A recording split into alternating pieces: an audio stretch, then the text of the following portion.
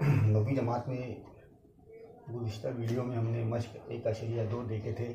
आज ज्योमेट्री में पहले सबक का इल्म हिंसा के बुनियादी तस्वुरात, ये हेडिंग है मशरूत बयान और उनका अक्स। ये आज हमको देखना है, ठीक है। अब इल्म हिंसा में बहुत सारे बयानात आते हैं। उन बयानात में कुछ अल्फाज इस्तेमाल होते हैं जैसे जब, अगर, तब, हो, तो। ये कुछ ऐसे अल्फाज है जिसकी वजह से बयान क्या बन जाता है, मशरूत। मशरूत यानी शर्तिया बयान, ठीक है। मशरूत बयान कहाँ से शुरू होता है, जब से शुरू होता है या अगर से शुरू होता है, ठीक है। तो जो हिस्सा बयान का जब से या अगर से शुरू होने वाला है उस हिस्से को कहते हैं मुकद्दम, यानी पहले का। बयानात की इल्म हिंसा में कुछ बयानात ऐसे होते हैं जो जब, अगर, तब और हो, ये उनके अंदर अल्फाज आते हैं। अगर बयान में जो शुरू का अल्फाज है वो जब हो या अगर हो तो ऐसे हिस्से को बयान के कहते हैं मुकद्दम। तो जब से शुरू होने वाले बयान को क्या कहते हैं, मुकद्दम। या अगर से शुरू होने वाले बयान को कौन सा हिस्सा कहते हैं, बयान का मुकद्दम। मुकद्दम ये हिस्सा जो है तो बयान का दिया हुआ होता है, यानी आपको सवाल में जो दिया हुआ है वो काय में दिया जाएगा, अगर और जब में दिया जाएगा, यानी मुकद्दम हिस्से में।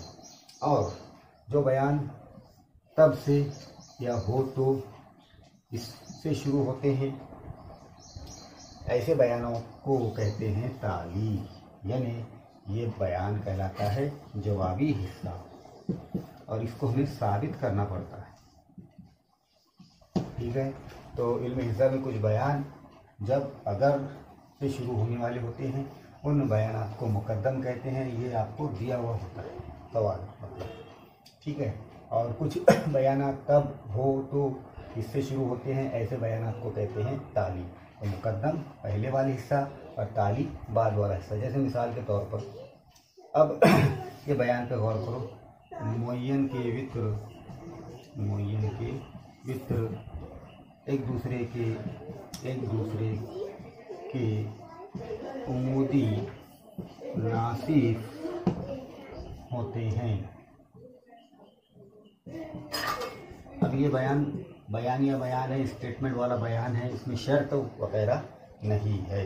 अब इसको हमें अगर मशरूत बयान में तब्दील करना हो तो क्या करना पड़ेगा, इसमें अगर या जब ये लफ्ज़ का इस्तेमाल करना पड़ेगा। इसको मशरूत कैसे बनाएंगे, देखो मशरूत बयान बना रहे इसको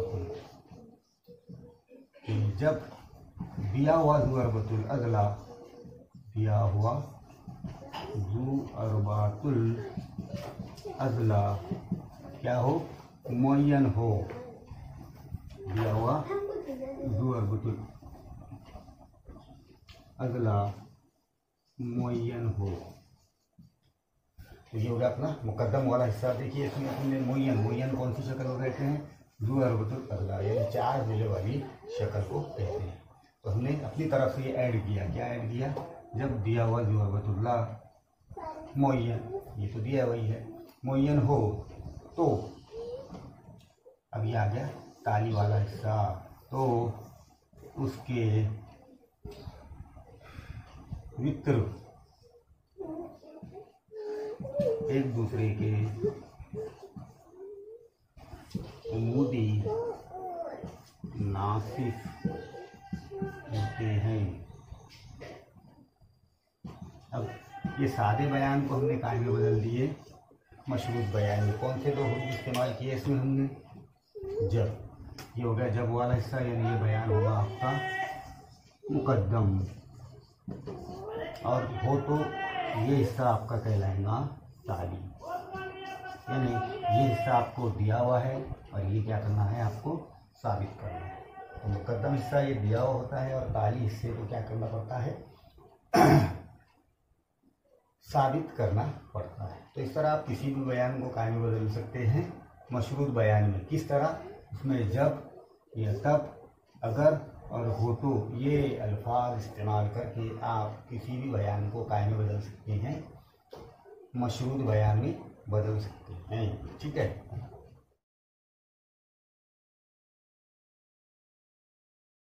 बयान का अक्स, यानी मुकद्दम वाले हिस्से को क्या बनाएंगे अपन, ताली, और ताली वाले हिस्से को क्या बनाएंगे, मुकद्दम बनाएंगे। तो अब जैसे ये है बयान, तो इसमें जब दिया हुआ ज़ोर अगला मुअय्यन हो तो इसको क्या बना देंगे, ताली बना देंगे, और उसके भीतर एक दूसरे के उमूदी नासिब होते हैं तो इसको क्या बना देंगे, मुकद्दम। तो कैसे बनाएंगे कि जब यहाँ पर होतों की जगह क्या लगा देंगे, जब किसी ज़ोरबुल अज़ला के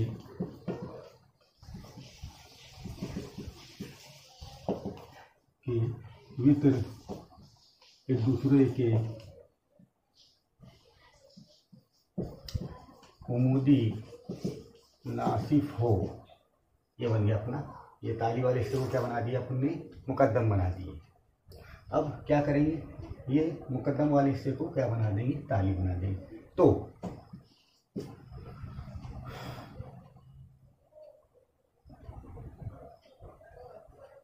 वो ज़ू अरबतुल अज़ला क्या होता है, वो ज़ू अरबतुल अज़ला क्या होता है, मुअय्यन होता है। देखिए इस बयान में मुअय्यन पहले आया था और उमूदी नासिब बाद में आया था, इसका अक्स कर दिए हमने, इसका उलट कर दिए तो क्या हो जाएगा, अक्स उमूदी नासिब पहले आ गया और बाद में मुअय्यन आ गया। बाद में मुअय्यन आ गया, देखिए यहाँ पर पहले क्या था, मुअय्यन था, और उमूदी नासिब का था बाद में था, यहाँ पर उमूदी नासिब पहले आ गया और मुअय्यन बाद में आ गया। इस तरह आप किसी भी मशरूत बयान का अक्स बना सकते हैं, लेकिन ये ज़रूरी नहीं है कि मशरूत बयान और उसका अक्स दोनों भी बयान क्या हो, सही हो। बहुत सारी मरतबा, कई मरतबा क्या होगा, मशरूत बयान जो है तो सही होगा और उसका अक्स गलत हो सकता है। जैसे इसकी एक मिसाल देख लीजिए आप, ये एक मशरूत बयान है, अगर कोई अदद मुफर्रद अदद हो, मुफर्रद अदद हो तो वो अदद जुफ्त या ताक होता है। अब ये बयान पे गौर कीजिए, ये क्या है, मशरूत बयान है। इसमें क्या है, अगर है, यानी ये हिस्सा कौन सा हो गया, मुकद्दम वाला, और हो तो आ गया, यानी ये हिस्सा कौन सा हो गया, ताली वाला। मुफर्रद अदद कौन कौन से हैं तो आपको मालूम है, एक तो नहीं है, 2 है, 3 है, 5, 7, 11, ये इस तरह के आदाद क्या है, मुफर्रद आदाद है, यानी जो खुद के टेबल में आते हैं। तो अगर कोई अदद क्या हो, मुफर्रद हो, यानी ये इस तरह का 2, 3, 5, 7, 11, 13, 17, 19 वगैरह, तो वो क्या होता है, एक तो जुफ्त होता है, जुफ्त कौन सा अदद है, देखो सिर्फ 2 ये जुफ्त अदद है, और या फिर ताक होता है, यानी 3, 5, 7, 11, ठीक है। अब इसको अगर हम इसका अक्स बनाना चाहें तो अक्स कैसा बनेगा, देखिए इसका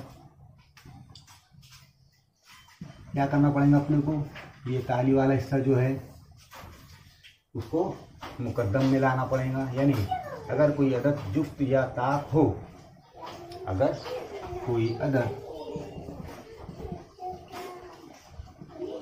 जुफ्त या ताक हो तो वो क्या होता है, वो मुफर्रद अदद होता है, वो मुफर्रद अदद होता है। देखिए अब ये बयान का मतलब क्या है कि इसका मुकद्दम हिस्सा ये बन गया, देखिए जो यहाँ पर था, ये क्या बन गया, यहाँ पर ताली वाला यहाँ बन गया, मुकद्दम बन गया, और ये जो हिस्सा था मुकद्दम वाला यहाँ पर ये क्या बन गया, ताली बन गया, यानी क्या हो गया, बयान का अक्स हो गया। अब ये बयान सही नहीं है, क्यों नहीं है कि इसमें क्या बयान किया गया है कि अगर कोई अगर जुफ्त हो, जुफ्त हो मतलब कौन सा हो, 2, 4, 6, 8, 10, 12, 14 वगैरह वगैरह, ये जुफ्त अदद है। और ताक अदद बोले तो कौन सा, 1, 3, 5, 7, 9, 11 वगैरह वगैरह। अब ये अगर कोई अदद जुफ्त हो या ताक हो तो वो क्या होता है, मुफर्रद। अब ये सभी आदाद मुफर्रद नहीं है, आए तो समझ में क्यों नहीं है, क्योंकि इसमें ये 3 ये अदद मुफर्रद नहीं है, 1 ये अदद मुफर्रद नहीं है, फिर ये तमाम आदाद मुफर्रद नहीं है, मतलब ये बयान का अक्स क्या है, गलत है। तो ऐसा ज़रूरी नहीं है कि हर मशरूत बयान का अक्स क्या हो, सही हो। कभी कभी आगोगात गलत भी हो सकता है। जैसे इसमें अपने देखे थे सही बयान बन गया था कि भाई ज़ू और बतुल अल्लाह का वित्र अगर एक दूसरे के वुदी नासिफ हो तो क्या होता है, मुय्यन होता है। यहाँ पर अगर वित्र अगर ज़ू और बतुल अल्लाह मुय्यन हो तो उसके वित्र नासिफ होती है, यानी पलटना, बयान को पलटना एक कहलाता है बयान का अक्स। और कभी भी बयान का अक्स ये हमेशा सही नहीं होता।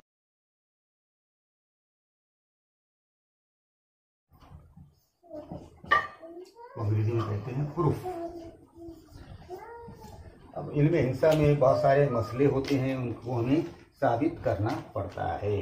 तो हमने गुज़िश्ता जमातों में बहुत सारी चीज़ों के बारे में पढ़ा है, जैसे जाविये के बारे में पढ़ा, मुसल्लस के बारे में पढ़ा और ज़ू और बतुल अल्लाह के बारे में, इनके बारे में हमने गुज़िश्ता जमातों में पढ़ा है कि जाविये की क्या खुसूसियत होती है, मुसल्लस की क्या खुसूसियत होती है और ज़ू और बतुल अल्लाह की क्या खुसूसियत होती है। इनको हमने तजुर्बात के ज़रिए सीखा है।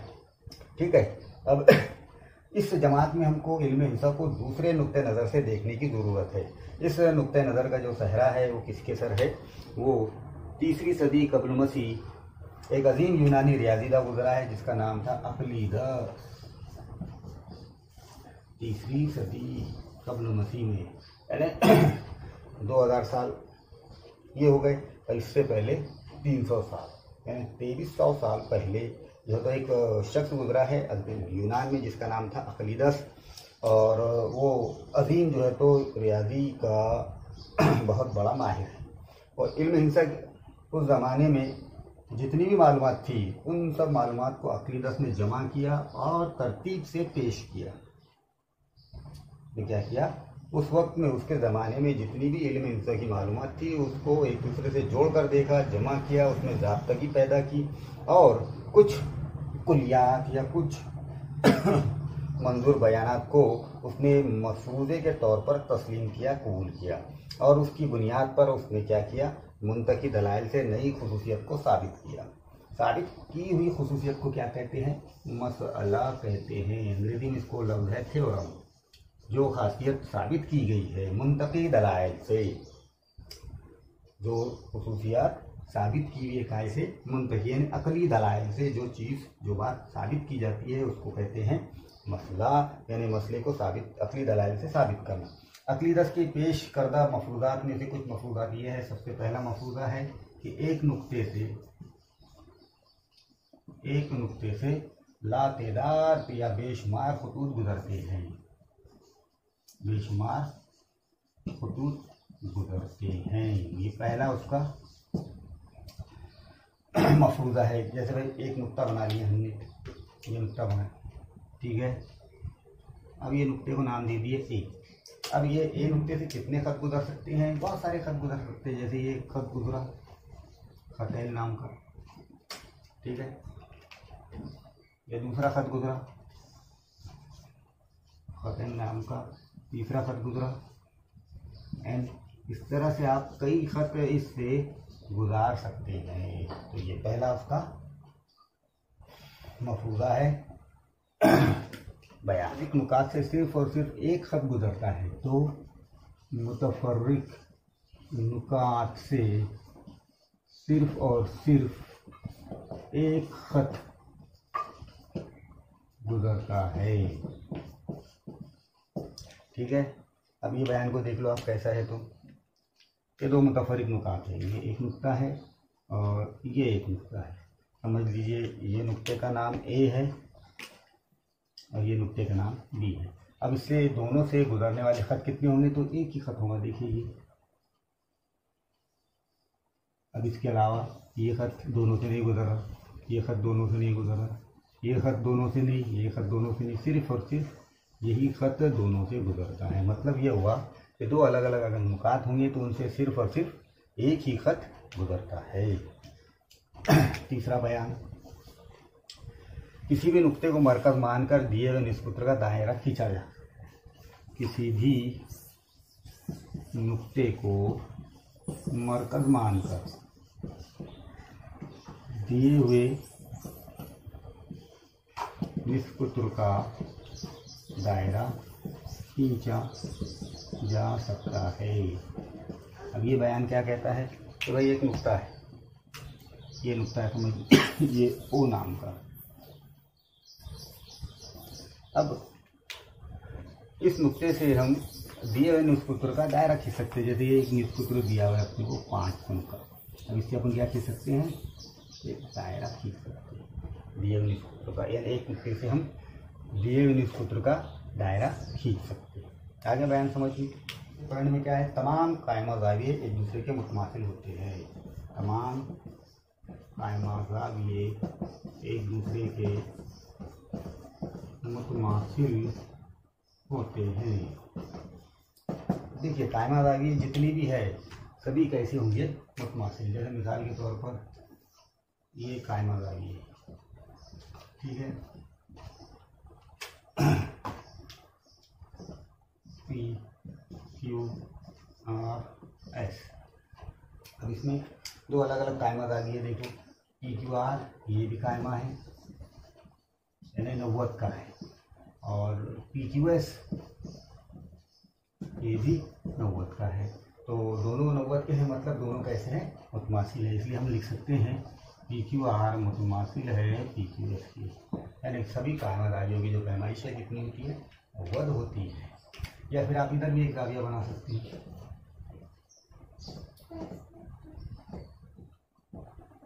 ए बी सी। यहाँ पर ए बी सी ज़ाविया भी कितने का है, 90 का है। इसलिए पी क्यू आर मुतमासिल है A B C, P Q S मुतमासिल है ए बी सी। 5वां बयान, दो खतूत और उनका एक खत तकाते हों तो तकाते के एक जानिब बनने वाले दाखिला ज़ावियों की जमा दो कायमा ज़ावियों से कम हो तो वो ख़त उसी सिमत बढ़ाने पर एक दूसरे को किता करते हैं। जैसे यहाँ पे दो ख़त हैं और उनका एक खत तकाते, ठीक है, दो ख़त है इस तरह की,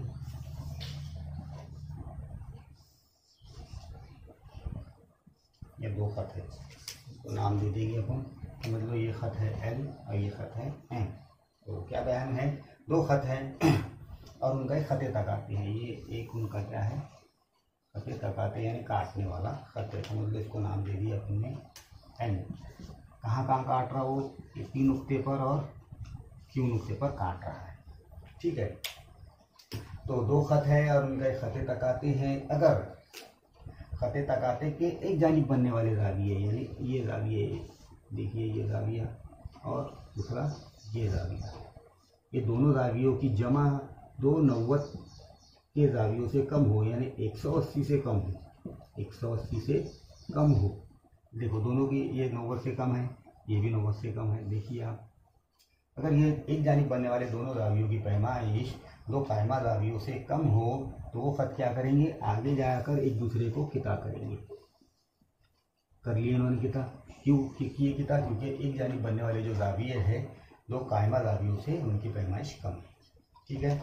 अब ये इनमें से कुछ मफरूज़ात की जो हमने अमली तौर पर तस्दीक कर चुके हैं इससे पहली जमात में। किसी खुसूसियत का मुंतकी दलाइल के साथ हम सबूत देते हैं तो उस खुसूसियत को सही मान लिया जाता है। इसके लिए दी हुई मुंतकी दलील को उस खुसूसियत यानी उस मसले का प्रूफ या सबूत कहते हैं। कोई मशरूत बयान सही है ऐसा हमें साबित करना हो तब उसके जो मुकद्दम होता है, कोई भी बयान दिया हुआ है हमको, वो बयान का जो मुकद्दम हिस्सा होता है वो क्या रहता है, मुकद्दम हिस्सा वो होता है दिया हुआ, ठीक है। और जो हिस्सा ताली होता है उसको क्या करना पड़ता है, हमको साबित करना पड़ता है, ठीक है। तो मुकद्दम हिस्से में दिया हुआ रहता है और ताली को साबित करना होता है। अब सबूत भी दो तरह के होते हैं। दो तरह के कौन कौन से सबूत हैं, एक तो होता है रास्त सबूत और दूसरा होता है बिल वास्ता सबूत। पहला सबूत है रास्त सबूत और दूसरा होता है बिल वास्ता सबूत। अब एक दूसरे को किता करने वाले दो खतूत से बनने वाले ज़ावियों की खुसूसियत ये रास्त सबूत है, डायरेक्ट सबूत है। यहाँ पर कुछ जो सबूत दिए गए हैं तो ये हम आइंदा वीडियो में देखेंगे।